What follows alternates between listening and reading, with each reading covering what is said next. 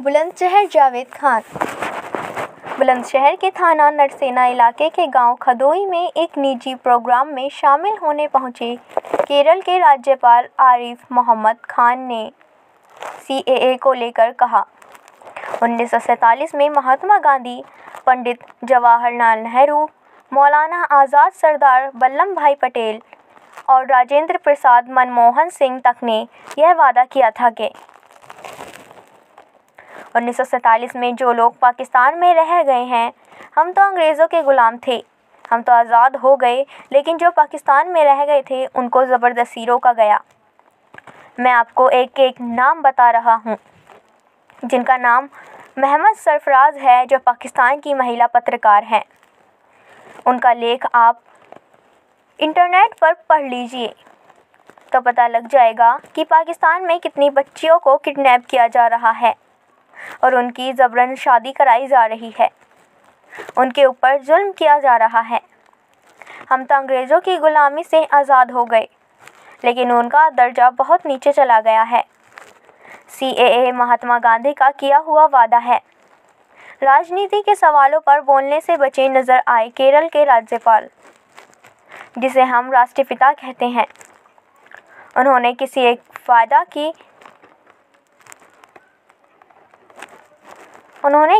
वायदा किया था। राजेंद्र प्रसाद हमारे पहले राष्ट्रपति थे। उनके अपने पहले अभिभाषण में इस वादे को दोहराया गया था। सबसे आखिर में पूर्व प्रधानमंत्री मनमोहन सिंह और पूर्व राष्ट्रपति प्रणब मुखर्जी ने भी इसको दोहराया है। मैंने 3 साल पहले वह सभी डॉक्यूमेंट दिखा भी दिए हैं। बाइट आरिफ मोहम्मद खान, केरल राज्यपाल।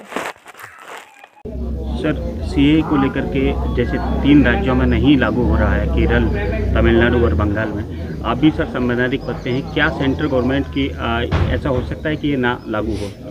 मैं इसमें नहीं जाऊंगा, चूँकि जो भी कुछ कहा जा रहा है वो राजनीतिक कारणों से कहा जा रहा है और मैं राजनीति के बारे में बात नहीं करना चाहता।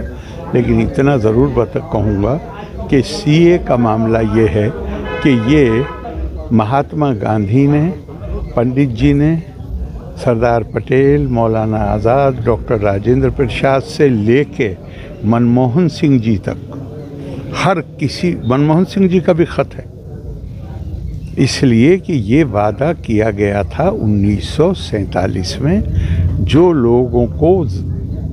लोग पाकिस्तान की तरफ रह गए। अब हम तो अंग्रेज़ों के ग़ुलाम थे, हम तो आज़ाद हो गए। वो पाकिस्तान में जो कुछ रह गए और कुछ को ज़बरदस्ती रोका गया।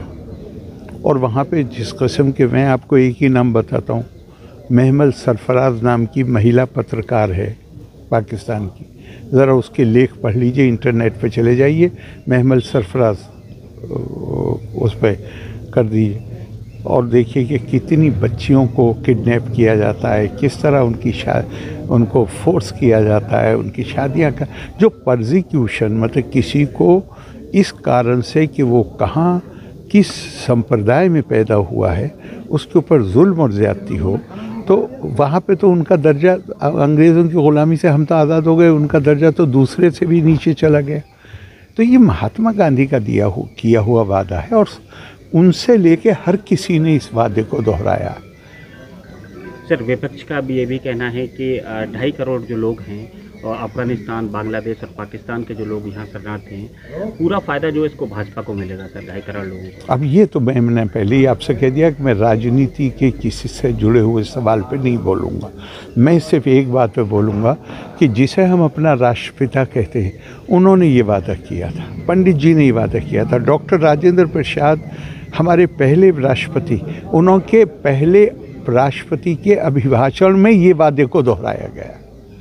और सबसे आखिर में मनमोहन जी और प्रणब मुखर्जी साहब, उनका भी ख़त मौजूद है।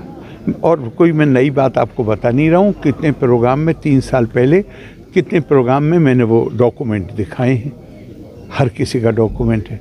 तो ये भैया कम से कम अपने जिसे राष्ट्रपिता कहते हो उसके किए हुए वादे को सम्मान तो दो।